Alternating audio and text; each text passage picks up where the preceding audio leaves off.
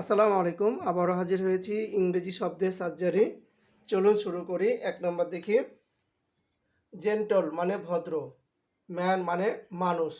তাহলে এই দুইটাকে একসাথে করলে হবে জেন্টলম্যান মানে ভদ্রলোক।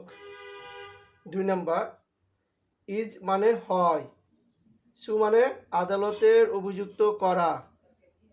দুইটাকে একসাথে করলে হবে ইস্যু মানে সমস্যা।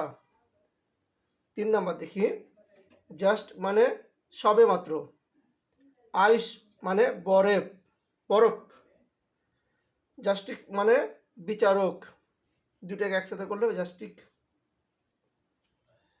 ম্যান মানে মানুষ, গো মানে যাওয়া। তাহলে দুটাকে একসাথে করলে হবে ম্যাঙ্গো। তাহলে হবে আম, যেটা আমরা খাই। ধন্যবাদ। আপনারা শুধুমাত্র দেখছেন, কমেন্ট করছেন না, শেয়ার করছেন না। প্লিজ শেয়ার করে দেন, কমেন্ট করেন একটা, তাহলে বুঝতে পারবো যে আমার ভিডিওটা কেমন হচ্ছে। ধন্যবাদ সবাইকে।